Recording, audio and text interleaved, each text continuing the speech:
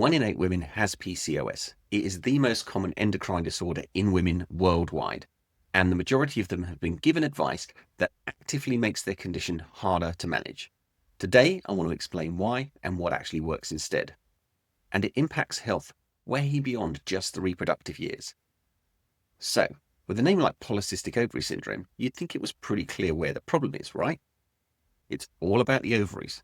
But is that the whole story? Well, you're about to find out the answer to that question. And it is a hard no. I work with women with PCOS in my gym at Lightwater, and almost every single one of them comes to me having told me the same thing. It's all about eat less, move more, lose weight. And almost every single one of them has already tried that, and it hasn't worked. Not because they lacked willpower, because the advice they got was completely ignoring how PCOS actually works. And that brings us to our first major point. The name itself is incredibly misleading.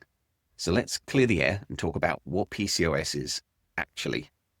The biggest myth we need to bust is this. Those things that get called cysts on an ultrasound, they aren't actually cysts in the typical sense. They're little egg follicles that sort of got stuck and they haven't matured properly. And the reason they're stuck? Well, that actually points us to the real issue. So PCOS is not an ovary problem at its core. It's a complex endocrine, which is a hormonal disorder.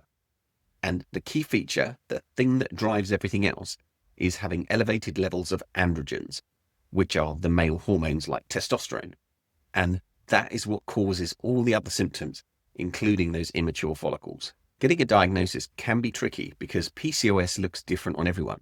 Doctors use something called the Rotterdam criteria, and you only need to check 2 of these 3 boxes to be diagnosed. Irregular periods, signs of high androgens like acne or unwanted hair growth, or those polycystic looking ovaries on the ultrasound. Just 2 of the 3. This is exactly why the condition is so varied and often missed. For up to 70% of women with PCOS, the main driver is something called insulin resistance. This is where your body's cells basically start ignoring the hormone insulin. And here's the crucial part. This can happen whether you're a normal weight or overweight. It's not just about your weight. When your body becomes resistant to insulin, it pumps out more of it to try and get the job done. And that extra insulin sends a direct signal to the ovaries to produce more androgens. That hormonal chaos is what leads to the immediate symptoms, but it also sets you up for long-term health risks down the line. This is the thing that frustrates me about how PCOS is typically managed. The women I coach have usually been to slimming clubs, tried calorie counting, done running, and they've done it all right. They followed all the rules they were given.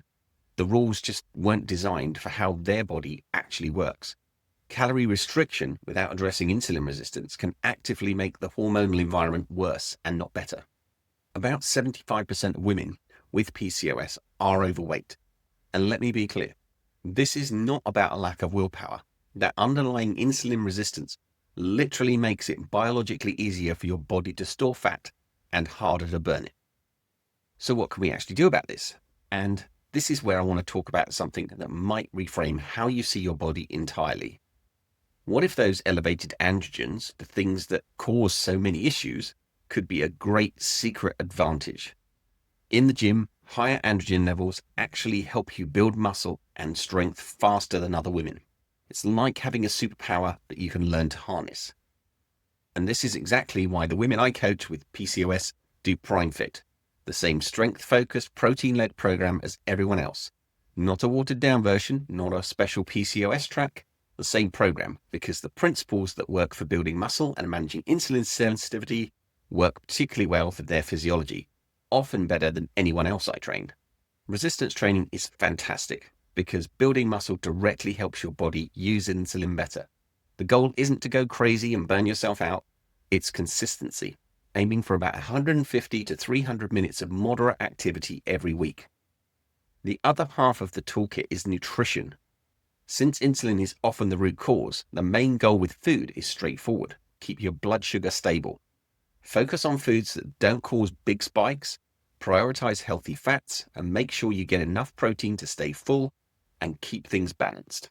I track protein closely with my PCOS clients because getting enough protein at each meal blunts the insulin response and keeps them satiated. which matters massively when your body is already working against you hormonally. The science is clear on this, and you don't have to be perfect. For women with PCOS who are carrying extra weight, losing just 5 to 10% of their total body weight can be a genuine game changer, improving insulin sensitivity, helping regulate menstrual cycles, and dramatically improving metabolic health, because small wins lead to massive results. The women I work with don't come to me for a quick fix. They come because they're tired of being told it's their fault. What they find instead is that when you train in a way that's actually right for your hormones, your body starts working with you rather than against you. Some of them say it's the first time in years they felt like they're making progress. And finally, we have to talk about the person who's actually living with all of this. Managing PCOS isn't just about blood tests and diet plans. It's also about psychology. Dealing with the symptoms like weight struggles or unwanted hair growth take a real emotional toll. Women with PCOS have higher rates of anxiety, depression, and body image issues. And acknowledging that reality is the first crucial step. The journey with PCOS is not about quest for perfection. It's about being empowered, building a toolkit of knowledge and strategies that you can manage your health for the long term. If this sounds familiar, if you've been struggling with your weight, your energy, your hormones, and conventional advice keeps letting you down, I genuinely love a talk. A free consultation, no commitment. The link is in my bio. So the real question is, now that you know all of this, what's one small, powerful action that you can take starting today?